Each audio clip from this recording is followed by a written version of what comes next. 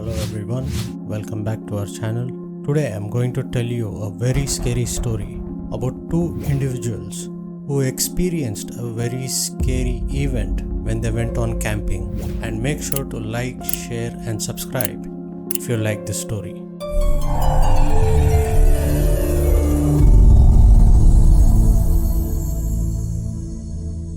So this story is about two cousins named Adam and Cody. They were two young adults around their early 20s and they were from Colorado, USA. So these two young individuals used to love camping, that they had been to many camping trips before. So one day these two cousins decide to go on a camping trip to Urao Forest. It's a dense forest located in Colombia. It was the first time for Adam camping in this forest, but Cody had been there many times before. So they both decided to take days off from their work in the middle of the week so they can go camping when it's not too crowded and also to avoid traffic. Adam always used to believe in Cody on these trips to take directions and to be a guide to these trips, as he was much more experienced in camping. So after a long drive, they arrived near the forest and they parked their car nearby and they got ready. They took all their stuff and started to trek inside the forest. So after 15 to 20 minutes after they trekked deep inside the forest, they found a good spot to set up the camp. It was big enough for two people to set up the camp and have a campfire. The first thing they did was they unpacked all the items and they started setting up the tents. Cody was very fast. He would set up his tent in few minutes, but Adam used to take more than 20 minutes as he was not a regular camper. And the next thing they did was set up a ring with big stones to set up the campfire. So they both went out in the forest. They gathered some sticks and woods around from the forest and they made things ready. So it was almost in the evening and the sun was setting. So they decided to light up the campfire. Cody was also making things ready to eat. So he was making things ready to do burgers and steak, as he was always good in cooking and Adam always trusted Cody on this. They both also carried an anti-bear spray with them. In case if any black bear attacks them, they can have this handy, because usually bears come after getting the smell of the food. But Cody said it's very unlikely that a bear could come. But instead, what we should be worried about in the middle of the forest is strangers and other people who could come and disturb them. So later, they ate burgers and steak and they both opened beers and played rock music on their speakers and were having a good time in the middle of the forest, talking about some good times and fun memories they had, and also dancing and vibing with the music. As it became darker and darker, they started playing card games on a small portable table they bought, and they were playing Uno and having fun. But suddenly they heard some sound coming nearby from the forest. So they immediately turned off the speaker to see what or where the sound was coming from. And they heard some whistling and humming sound, and it was coming from behind the trees in the dark towards them. So Cody immediately told Adam to search and get the flashlight.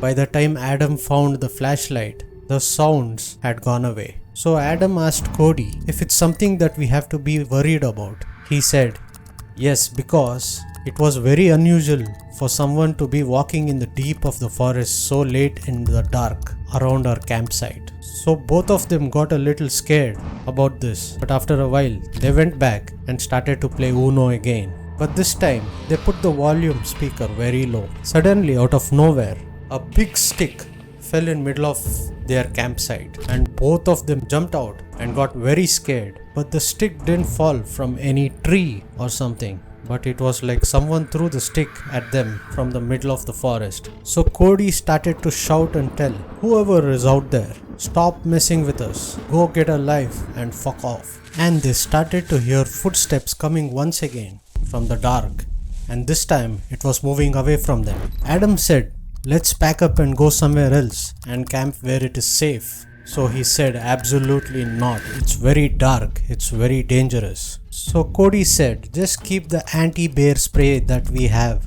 with you when you sleep in the night, as it was the only self-defense weapon with them. Suddenly, they started to hear sounds again from the dark of the forest, like sticks and branches crackling.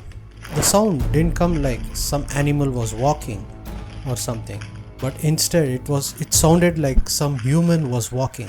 It was clear to them someone was near them, or maybe many people are watching them from the far deep forest. So it was almost late. They had to sleep, so they decided to sleep by taking turns, one being awake while one is sleeping for some hours, so they could keep a watch and make sure no one comes to the campsite and steal anything or does something worse. So Cody decided to take the first watch.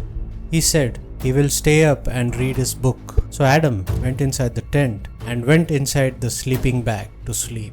So he was sleeping. So in the middle of the night, he suddenly wakes up and doesn't know why. It's normal for people to wake up in the middle of the night when you're camping outdoor in an unknown environment and uncomfortable sleeping bag, but still didn't know what woke him up. As he woke, it was very dark and he could see a head peeking into the tent looking at him. It was very dark and couldn't make out who it was. He thought it was Cody, who has come to inform him that it's his turn to sleep and Adam's turn to watch. Adam was rubbing his eyes to see who it was. As it was not so clear and very dark, he started to call out, "Cody, is that you? Is that you?" And the figure was growing bigger and bigger. Suddenly, a sound of a zipper came from the other tent, and suddenly, this head he was seeing disappeared. So he thought it was a dream or something and laid back. And again, he started to hear some footsteps running away from the tent. He immediately called out, "Cody, is that you outside?" But there was no reply. So he immediately opened the tent and looked out. The fire was off and Cody was not there. So immediately he went to Cody's tent, unzipped the tent and saw Cody was sleeping inside. He got so scared. He got goosebumps and he almost shit his pants after seeing this. He immediately went and woke Cody up and told him someone is near our camp. He woke up and immediately took the bear spray and said Adam to sleep in the same tent, as it might be dangerous to sleep alone now. So Adam had to get his sleeping bag from the other tent. So he came outside with Cody, and Cody was keeping a watch until Adam ran to his tent to get his sleeping bag. Suddenly Adam heard that same humming sound again from the woods.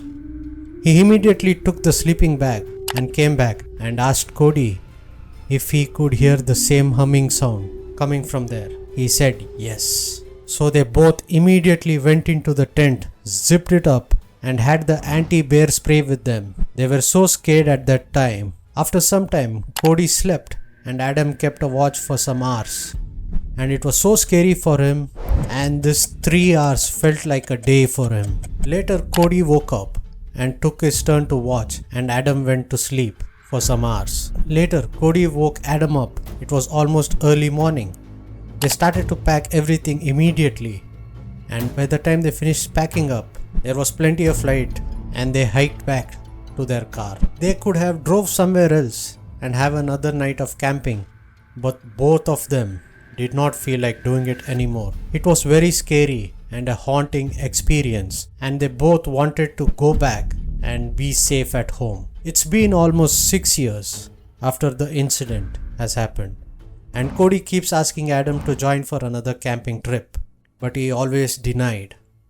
Adam says things are so scary and he keeps recalling the incident and says, was it a person or an evil entity? Why was it looking at him into his tent?